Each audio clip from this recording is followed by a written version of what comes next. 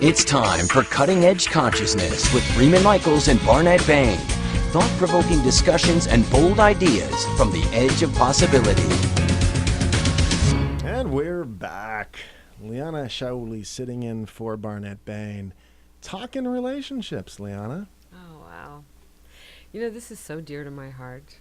This whole topic, and the topic of relationships, period. Not just male-female, not just romantic ones. And the truth is that Tom is such a master at bringing families together. I mean, his vast knowledge and wisdom of... Well, it's lived. I mean, this is you were saying a PhD in relationships. The way you get a PhD in relationships is you move into a kind of self-awareness, compassionate self-awareness that allows me, you, Tom in this case, to really see the patterning and to make a commitment to moving through that and becoming the best me I can be and the best I can be in a relationship with all the people who are dear to me. Yeah. And I want to share an experience with you recently because you brought this to another level. At the risk of getting personal. At the risk. Yeah. Come on, Which I do Freeman. sometimes. I recently apologized to my brother, and it was interesting because the storyline from my history is that, he was the one, he was older. It wasn't, easy on me as a kid. It was rough with him as a brother. But we both co-created the patterning as adults. We locked into positions. We played it out. Had the opportunity, due to some tricky circumstances, tough life, family stuff to deal with, that he and I had to, or got to, is the language, interact over tricky stuff. And I took the opportunity to apologize for him, for the position I took towards him. And it was very interesting because a part of me didn't want to give up my position. And my wife and I, by the way, talk about this all the time, how we hook into positions habitually and how hard they are to give up. Yeah. So that's a really beautiful point because, that saying that we all say, do you want to be right or do you want to be happy? Or do you want to be kind? And the thing is, there is nothing, there is a dissolvement when I'm in the space of my vision. It dissolves. Yeah. The hatred and the anger and the vengeance. Well, what Tom's saying about, what you're talking about, recontextualizes everything. It's new eyes. You're actually seeing things differently, right? I mean, I called him the other day. I called him the other day, and I was like giving my coach a report. This is what happened, and oh my God, and it's so exciting, and I could hear him smile this big smile on the phone, and I could hear him. I was saying stuff like, so the sound, my sound bite sounded like this: Tom, I felt like I was 7 feet tall, and his smile is getting bigger, and he goes, "You are, Liana. You are." I'm like, "No, I'm 5'2". "No, you're 7 feet tall."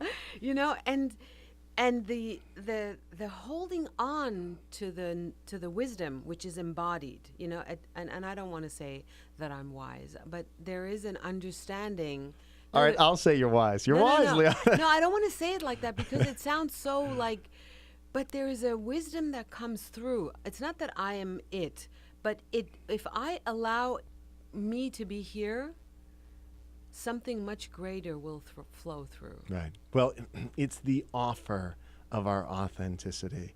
Look, when we are wise, that's not an ego play. That's about us. I often say this to clients. Your wisdom isn't in your head. It's your here. Wisdom, is between your upper chest and your lower belly. I mean, we talk about a gut feeling or a heartfelt feeling or whatever. This is where the real wisdom lies. So when we're integrated, we're not eliminating the head, but we're saying it's integrated, where there's a sense of wholeness. And especially when you're aligned with a vision and how you want to show up in the world. Yeah. There's a grounded, centered, I know what I'm about, I know what I'm committed to, and I'm all about finding opportunities to express that in my actions, which is also what Tom was alluding to. So this, I have a vision to do this with Tom, to do some of this work with Tom together.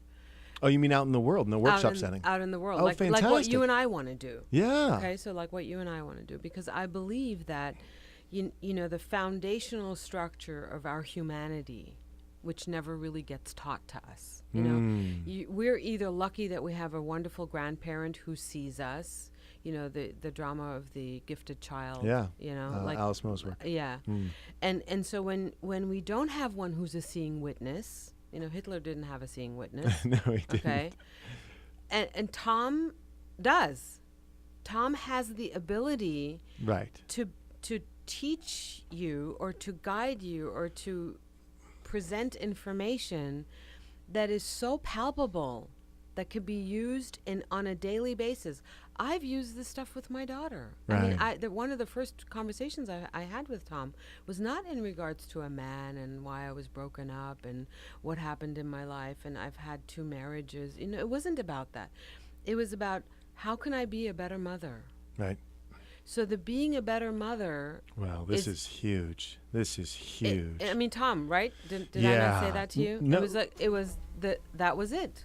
Yeah. Yeah. No, I totally get it. The idea that I said, Tom, listen, I've got this thing with my daughter, and my relationship with my daughter has been difficult.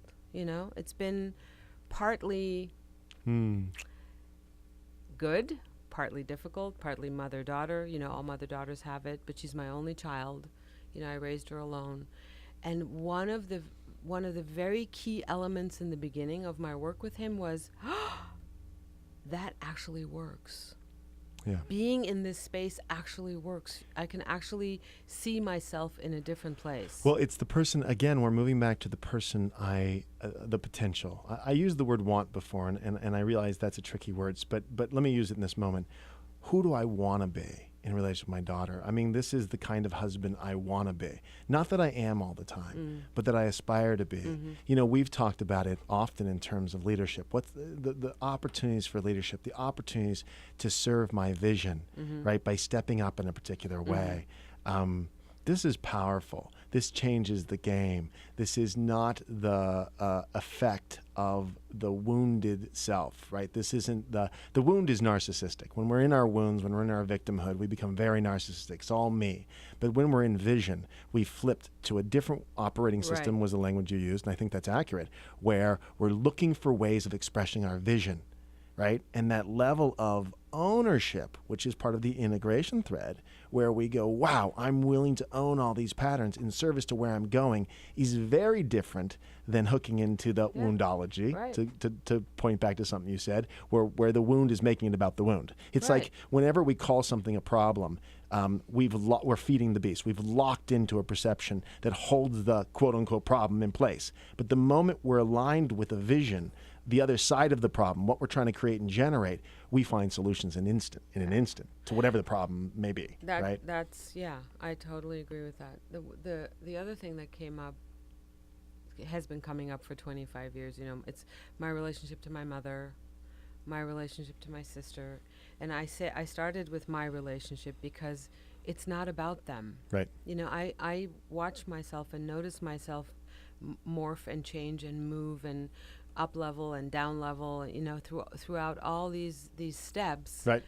And I notice the difference in the quality of the relationship that I'm having. Yeah. And so Marianne talks a lot about this. She says, you know, whatever you're missing in a relationship is what you're not willing to bring to it. Big time. And it's not about them, but here's an interesting fold in that.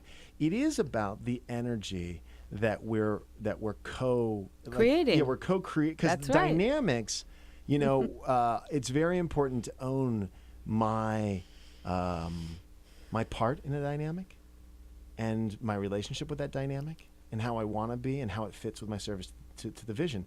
It isn't to pretend that there are people in my life who I don't hang out with much because the dynamic, they're not willing to give it up and it doesn't serve me. And so, you know, this again, I don't want to move back into that reactive place of my own recovery process, because that's not where I'm coming from. It's actually the other side of that, where I go, you know, given what the offer is, this was what we're talking about with you, the no. You know, this is the very generous no, is that thank you, but no.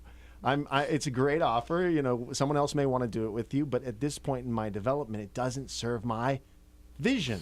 Yeah. You know, I want to bring one little thing in here, and it's directly correlated with this honoring and being accountable. Okay. You know, for those of us who are in this community, in the transformational community, many of us know the languaging, okay? We know exactly what to say, and I'm going to put myself top of that list. Right. And often, what is coming out of my mouth doesn't connect to spirit. Yeah. They're the right words. Right. But I've watched myself in situations where I've said the right thing and my gut is going, you know, it's like. That's important. So we have, all of us have. This is the integration piece, yeah, right? and This all is of the us being have it. piece. It's like, I know what to say. I know exactly what to say. And it's going to come out of my mouth, but it's not going to be authentic. Right. You know? So for me to find the languaging and to find the beingness within myself, to be gracious, Right. and say no. Right. That was so big for me. And is so big. This is another critical part. This is not something you arrive one day and you go, oh, I figured it out. I woke up one morning. Because look, this patterning is really sticky. It sticks to us, Yeah, right? it And is. so again, you know, moving back to this versus reacting, relating. How am I relating to the part of me that shows up that isn't so great? I mean, that tends to, you know, I have a whole victim game I play, especially on my wife, and we're both keen to it, and neither of us is that fond of it, but we really have to hold that that's a big patterning. And my being, how I'm really showing up, not the words, because I'm as clever as the next guy. I mean, look, you know, my wife has said, you know, don't play life coach psychologist on me. Don't do that. Yeah, let's get down to what's really happening here and move past it. Yeah. You know, so that's a great point. That It's not dropping into Dropping the in. dropping into the but you know what? And the smarter we are, unfortunately, in our head, I've noticed the more cunning, baffling, the more empowered elaborate our BS the story more, is. the more cunning, baffling, yeah.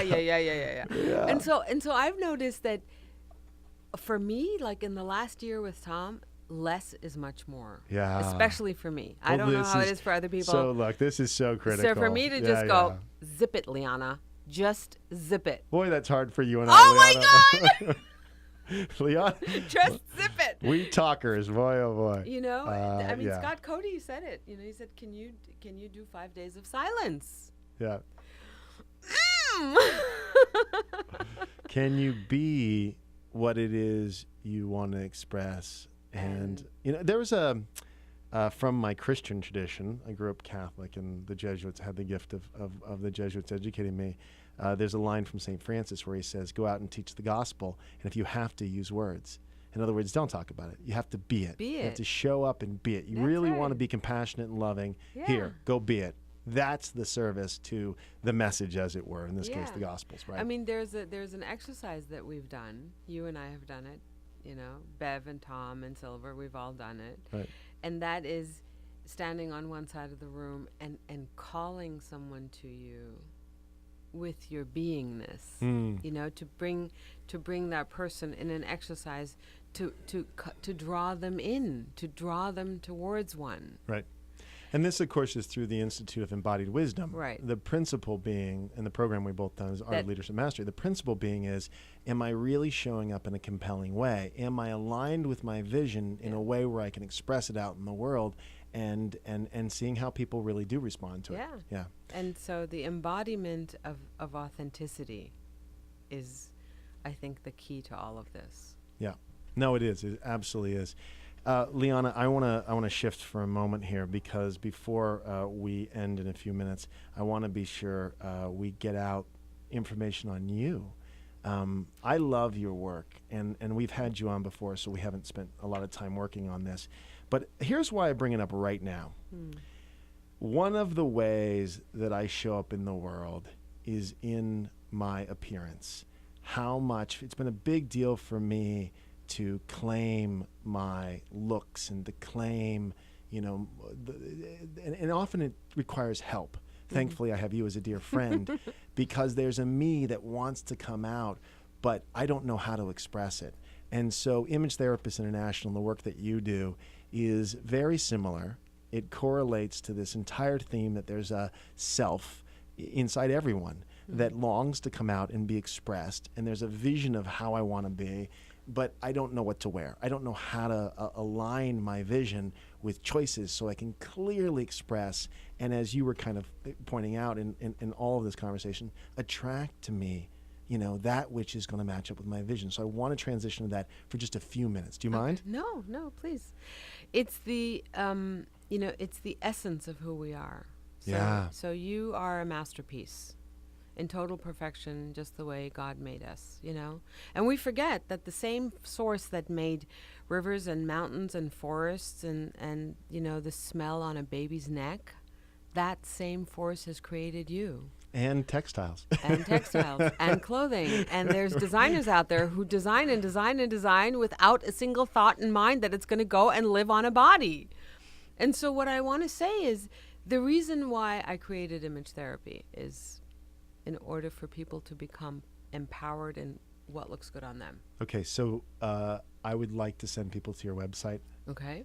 I don't remember it off the top of my head. Image Therapists with an S at the end.com. ImageTherapists.com. And on YouTube, there's an Image Therapist channel. And right. Yeah. And there's some great videos There's there. some funny video footage on there. I just call Liana and say, could you swing by my house and tell me if I look? No. Marsha Weeder does it. I know, that's you hysterical. do it, yeah. Jack does it. It's like, it's fine. It's fine. Yeah. No, it's a tremendous opportunity to, again, get our choices in alignment with a sense of ourselves that we want to offer in the world. It's not about vanity. It's really about giving our gift. You embody that. I love having you on. I look forward to, because Barnett will be out of town again, having you back to guest co-host. And for all of you listening, I encourage you to go to Tom's website and go to Liana's website, utilize these resources, and keep coming back to Cutting Edge Consciousness. Thanks for tuning in.